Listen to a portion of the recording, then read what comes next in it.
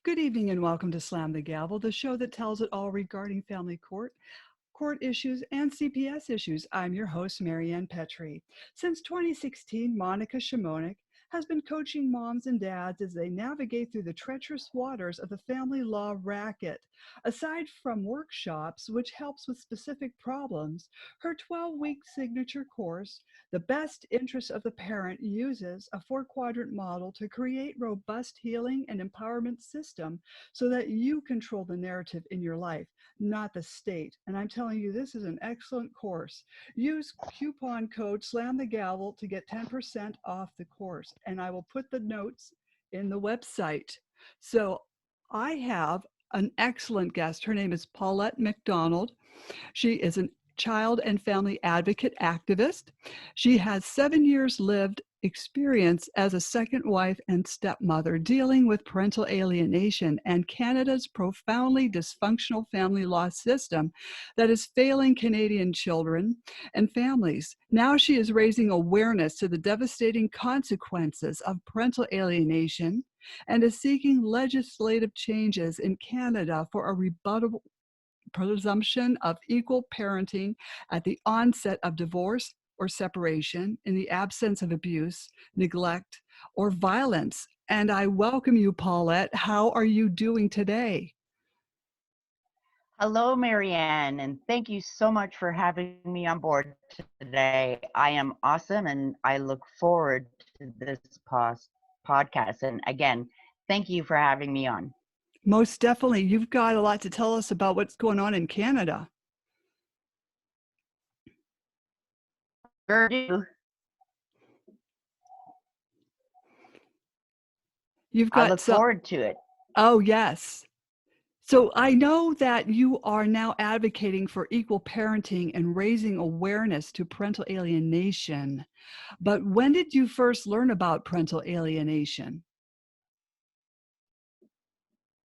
That's a very great question, Maryann, and I'll answer that in just 1 second. Before we get started, I would like to tell you about an equal parenting petition that we have right now in the House of Commons, which was sponsored by MP Kimmich. And I would really encourage all our Canadian listeners to simply add in the search bar the letter E dash 3298 and to read our petition. And if you agree that children need both parents, especially after divorce or separation, then you need to sign our petition and then share it with as many of your Canadian friends as you possibly can. The petition closes on August 7th, and we want to have as many signatures as we can.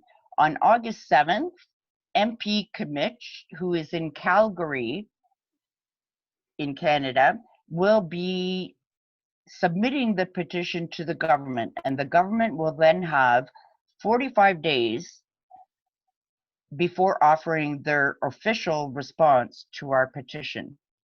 And just a heads up, this petition in the House of Commons in Canada isn't as simple as, for example, change.org petitions. You have to be a Canadian citizen, for starters, and you have to fill out all the mandatory fields. And then you will be notified by email, and you will have to confirm your signature. Mm-hmm. And every signature counts. And also, another heads up, we are currently having problems with this electronic petition. And I'm not sure if it's by coincidence or not, but all the other sites are working perfectly fine. But our Canadian petition for equal shared parenting, for some reason, is having issues. So I would also encourage our listeners that if you attempt to sign the petition and it shows you an error sign, please click on the link for notifying the petition clerk. because the more people that complain about not being able to sign the petition, the better. So now that that's out of the way, I will discuss that a little further at the end of the show. But now I'll get back to your initial question, which was how did I first get into advocating? Well, I'll tell you, first of all, I'm a divorced mom of 2 children. My ex-husband and I divorced back in the mid-'80s. My children were very young at the time. We never stepped foot in a courtroom. We wrote up our own separation agreement. We both agreed that we wanted our children to have a continued loving relationship with both parents as well as all extended family members. A few years later, I even dated a divorced dad. And I guess I should clarify first that my ex-husband remarried a wonderful woman, may she now rest in peace, who loved and nurtured my children right from the get-go, and I loved her for loving my children. Now my children are married and have kids of their own. It wasn't until several years later I started dating a separated dad, and he had the same type of relationship with his ex-wife. And his ex-wife loved me for loving their daughter. And that's how I thought all divorced parents did it. It wasn't until 20 years later, in 2005, that I met a non-custodial dad with 2 young children, and they were living the nightmare. Prior to that, I had absolutely no idea. If somebody would have said to me, I haven't seen my kids in 3 months or 3 years or however long it was, my first reaction would have been, oh my gosh, you must have done something wrong. But that's not the case at all when it comes to Canada's family law system. The first 2 years, I didn't even know what we were dealing with. I just knew that obviously his children were struggling. We had issues with them being rude and disrespectful and just so many different things that at first I just kept thinking, like, what is wrong? What is going on with this? It took almost 2 years before we realized that what we were dealing with had a name, and that name was parental alienation. It took another 2 years of me reading and researching absolutely everything I could get my hands on. And then I tried to educate mom directly. And when that didn't work, I started educating the community. And I did that by raising awareness to the devastating consequences of parental alienation by approaching various mayors in the area and getting them to issue proclamations declaring April 25th as Parental Alienation Awareness Day, and organizing community events and sending letters to the editors and doing radio and TV interviews and whatnot. And it's interesting because initially I couldn't get their attention on it. And it wasn't until after I received several proclamations and doing some radio interviews and so forth that we finally did start to get their education or their attention and started educating all of the community. Well, that's what the community needs is education, because a lot of people don't know what this is or if it exists. And some people think it doesn't exist. And how do you answer those people that say, oh, this is just a farce, it doesn't exist? Well, I think for the most part, when those people make that type of comment, it's really out of ignorance. They just have not experienced it firsthand.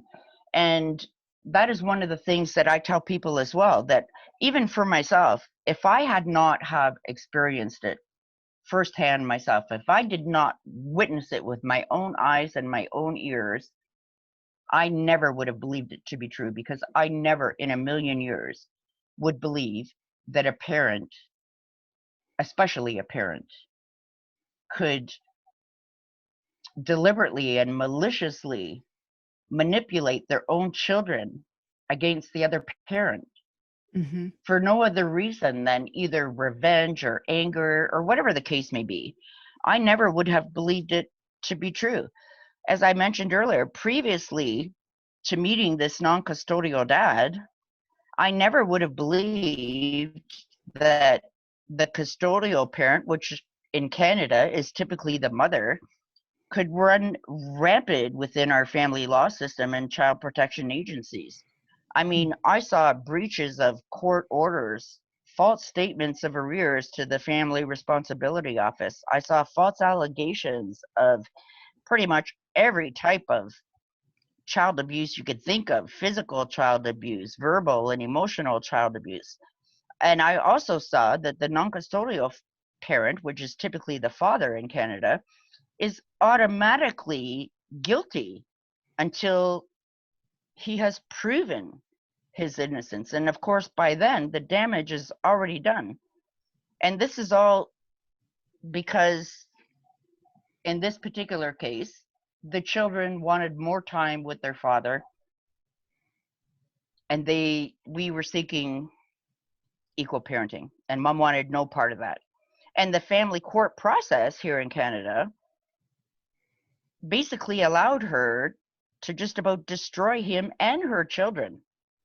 And I can confirm firsthand that the family justice system in Canada is definitely not working in the best interest of children. And that needs to change. Mm-hmm. Well, it's not working here in the U.S. as well. But I hear you. Can you tell us about your high-profile stunt with Fathers for Justice Canada? You did Now, you did something pretty amazing. yeah, that was pretty amazing as far as I'm concerned as well. It's interesting because that happened in 2009, and prior to the stunt, I had been writing letters to the editor and organizing community events, trying to get the media's attention. I received 2 proclamations from 2 local mayors declaring April 25th as Parental Alienation Awareness Day for 2009. And I organized an event the week prior to April 25th. And during that event, I invited the mayors to attend to present me with the proclamations to help raise awareness. I reached out to Sarvi Emo and her partner. Sarvi Emo is the founder of Parental Alienation Awareness Day. And I also invited a bunch of members from the Fathers for Justice Canada to attend, and they did. And we had a great event. One of the mayors did attend to present me with the proclamation. The other mayor wasn't available that particular day. I also invited a ton of media representatives to attend to help raise awareness. And no media attended at all. So the very next weekend, which happened to be April 25th, I put on my Fathers for Justice Batgirl costume, and I unfurled a banner at the top of a Cookstown Outlet Mall water tower, which happened to be at the cross section of 2 main highways. And I got the media's attention that day, let me tell you. I bet you I did. also got Yeah, I did for sure. And I also got arrested for public mischief and so forth. And it was interesting because the first fire truck that they sent in to get me from the top of the water tower didn't reach the top. So they had to send for another fire truck from a bigger city to come and get me. And apparently that fire truck broke down on its way back to the fire station. And they decided that they would charge me for that breakdown as well. They were seeking almost $50,000 in restitution for my high profile stunt. And one of our local editors published one of our press releases saying that Bradford Fire is seeking almost $50,000 restitution for 100-pound Batgirl who climbed the water tower. It was quite interesting, but it almost took a year to get the matter resolved. And as it played out, I requested additional disclosure of my own by asking them to provide all the maintenance records to the broken fire truck to see if it was properly maintained. And the Canadian chairperson at the time also said that Bradford Fire should be thanking Allison Batgirl for pointing out the flaws in their broken fire truck before it was needed for a real emergency. Because what I had indicated was that I did not request, nor was I seeking emergency rescue. I was quite capable of getting down from the water tower the same way that I got up.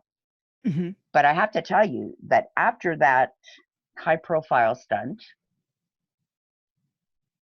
I organized courthouse rallies, I had TV interviews, I had newspaper interviews, and we raised a ton of awareness to both parental alienation and our biased system that automatically grants one parent sole custody and the other parent every other weekend visitors. And as I indicated earlier, almost 90% of the cases, mom would automatically get sole custody. And if dad wanted to be more than every other weekend visitor, he would have to fight it in court and pretty much spend his life savings to do so. Mm-hmm. That's terrible. I mean, it's terrible. It's happening everywhere. Happened to me. But, you know, you've been working really hard. What organizations do you belong to now? Well, I currently belong to several organizations. One of them is the Canadian Equal Parenting Council, which I've been board of directors for a long time, and actually up until about 2012, I was the co-president. And I then joined the Canadian Association for Equality as a board of director from 2012 to 2018. Then Leading Women for Shared Parenting, that as well was 2012 to, they just recently closed that website, 2021. And I'm back on the Canadian Equal Parenting Board of Directors 2018 to present. Also part of an organization called the Change for Children, which basically raises awareness to parental alienation, as well as the Parental Alienation Study Group, which has over 900 members, and they're all amazing organizations. That's excellent. And that's a lot of work. I mean, you are very busy. Yeah, we do keep very busy, and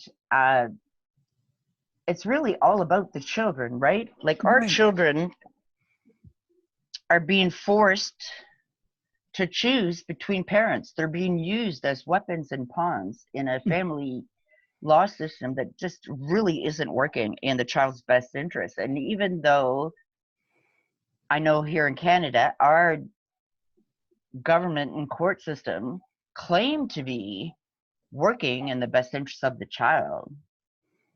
But really, I'm going to say 98% of the time, the voice of the child isn't even being heard. Mm-mm. The voice of the child isn't of any interest to anyone who's working in our family law system. We have been fighting for a rebuttable presumption of equal shared parenting at the onset of divorce and separation in the absence of abuse, neglect, or violence for decades now. We even have a report titled For the Sake of the Children, which was done in 1998. And they put forth 48 recommendations for change all around the premise of equal parenting. Now, it was not a presumption of equal parenting, but it was all around the premise of equal parenting. And to this day, not one of those recommendations have been put forth, other than a most recent bill, C-78, which included the family law lawyers and judges recommending alternative dispute resolution. So basically mediation. So lawyers now have to tell their clients, inform their clients that there are other options in Canada other than going to court. Mm-hmm. But here in Canada, approximately 90% of parents that separate and divorce do so without stepping foot inside a courtroom. Mm-hmm. And I've always said, fit parents don't need to go to court to be told how to raise their children. So even though 10% doesn't sound like a huge number, but when you consider that there's hundreds of thousands of people that divorce every year, 10% is still a very large number. And Right. out of that approximately 10% of people that do end up in court, approximately 6 to 7% of those people that are going to court are doing so simply to gain sole custody. And 9 times out of 10, for no other reason than because they're pissed off at their ex-spouse. Mm-hmm. It has nothing to do with the best interest of the child. And the balance of that 10% are there because of domestic violence allegations. Mm-hmm. So, and I say that word very strongly, allegations. And to me, first of all, domestic abuse is a crime, and it Mm-hmm. should be treated as such. It should be dealt with in criminal courts, not in family courts. Because in family courts, you don't need to provide evidence. You Mm-hmm. just go by hearsay. And what they do, especially here in Canada, is that if mom or dad put forth an allegation, and again, I use that word strongly, allegation of abuse, they're almost always granted an interim order for sole custody until the courts can investigate, or the Children's Aid Society can investigate these allegations. And typically what happens is it takes months before that is completed. And then when the other parent is proven innocent and wants to get access back or joint custody, then typically mom's lawyer will say, well, you know what? We've established a status quo. The kids are settled now. They've been living with mom full time for 6 months or 8 months. And let's leave it the way that it is because the kids are settled. They're finally adjusting. Mm. And that's a shame. Right. And in Canada, the best liar wins. So if you can put out an allegation of abuse of any kind, you're almost guaranteed. We refer to it actually as the silver bullet. And that's what's happening over here too. And, Paulette, I understand that you and your colleagues are, currently have an equal parenting petition, as you've said, and it's happening now. But can you tell us a little bit more about it? Absolutely. First of all, pretty much anyone who has been dealing with family courts knows that equal parenting is definitely in the best interest of the child. Mm-hmm. Children deserve a loving, unhindered, continued relationship with both of their parents, especially after divorce or separation. And we all know that, like even here in Canada, I know that our legislators know in their heart of hearts that a rebuttable presumption of equal shared parenting is in the best interest of children. However, it is not necessarily a good thing for lawyers and judges and those who feed off of the conflict, because obviously the more conflict there is, the more money they make. But an equal shared parenting presumption is in the best interest of the child, and it should be the starting point for judicial consideration. I've always said if both parents are deemed fit when the relationship is intact, then both parents should be deemed fit when the relationship ends. It's really that simple.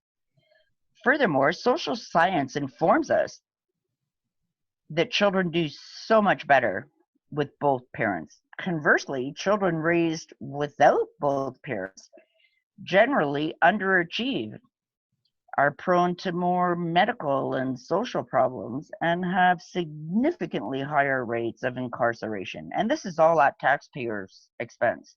Mm-hmm. Also, the continuity of parental and family relationships to the maximum workable extent is what is in the best interest of the child. So, hence, fit parents should not have to spend their life savings in family court simply to maintain a pre existing relationship with their children, as is all too often the case. I mean, equal parenting is fully endorsed by social science as the preferred child arrangement post dissolution, barring issues of abuse, neglect, or violence. But not only is equal shared parenting supported by science, but it's also overwhelmingly supported in many countries and jurisdictions, according to polls, as is the case here in Canada. In polls commissioned in 2007, 2009, and 2017, Canadians supported a presumption of equal parenting by a ratio of more than 6-1, which is notably, this strong support was generally the same regardless of gender, age, geographical region, or political affiliation. And this is a non-partisan issue for Canadians. Mm-hmm. It is so time for change. It's time for a presumption of equal parenting. And even though I've been saying for decades, I don't know if I'll see change before I die, Mm-hmm. but I'm going to be going down making lots and lots of noise, and hopefully we will see that change. And now we've been working with MP Commit, who sponsored this equal parenting petition in the House of Commons. And if you agree that kids need both parents, please, please, please sign and share our petition. You can find it simply by adding in the address bar E-3298 Canada, and our equal parenting petition will come up. And as I indicated at the start of the show, we are having some malfunctions with it. Mm-hmm. But if you do have issues with it, please try again. And please, there's a special place on there where it'll say contact the petition clerk. Please write them, let them know that you've attempted to sign this very important petition, but you're receiving an error signature on that. Okay. Now, see, we're getting close to the end of our time, Mm-hmm. but before I let you go, I want to let our Canadian listeners know that I will be on the show again next week on Slam the Gavel. I hope you all tune in.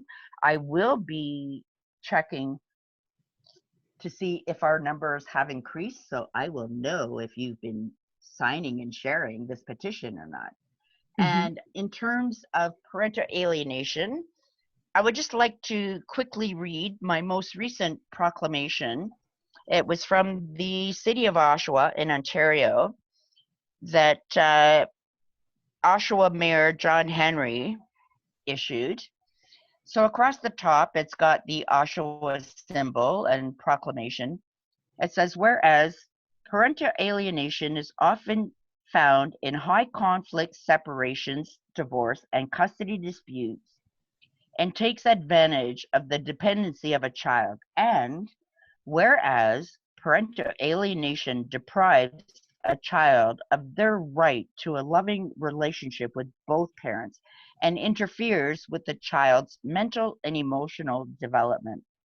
Whereas parental alienation can be mild or to the extreme, cautious or unconscious, and can manipulate and undermine a parent's role in a child's life. And whereas parental alienation behaviors such as denigrating the target parent, interfering with communications and visitation, confiding inappropriate adult information with a child, such as the details of the marriage breakdown, court proceedings, and financial matters, are considered harmful to the child's mental well-being.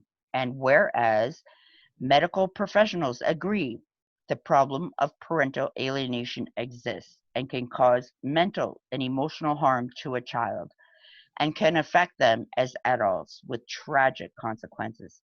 And whereas with awareness, we can educate and act in the child's best interest and gain education, understanding, and knowledge to prevent the abuse of innocent victims involved in high conflict separation. Now, therefore, let it be known that the Council of the Corporation of the City of Oshawa hereby proclaims April 25th as Parental Alienation Awareness Day in the City of Oshawa. And further, take notice and let it be known the Council of the Corporation of the City of Oshawa hereby urges all citizens to recognize this event and fittingly join in its observance. We need to get every single mayor of every single city, not only in Canada, but across the globe, to start recognizing April 25th as Parental Alienation Awareness Day. We need to educate all our legislators, all our government officials, all our police departments, all our child protection agencies. We need to educate all these people on the devastating consequences of parental alienation. Oh, most definitely. And I will have you back on next week. Is there anything else you'd like to add? I do have a quick little poem that I wrote for the Change for Children, if it's okay if I read that real quick. Oh, most definitely. I'll try not to cry.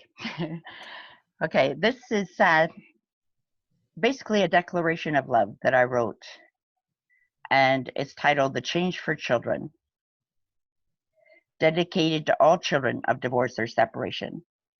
Because our love for you all we declare to be true. For loving you all is all we ever wanted to do. And now an ocean of lies keeps us apart. But our love never wavers.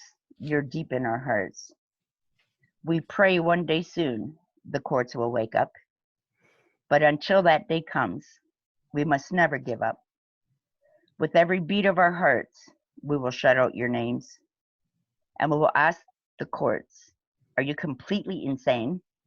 For you are not to blame for this alienation the courts have allowed to sweep through our nation. We pray for you all to be brave and strong, and to know in your hearts you have done nothing wrong. For the day will come when truth will prevail, and the courts will know that they have failed. And when that day comes, you all shall see, for we have faith in our love for thee. For all children need and deserve the love of both parents, and we will accept no other variants. And we will show the courts and the whole world to see that the change for children is what needs to be.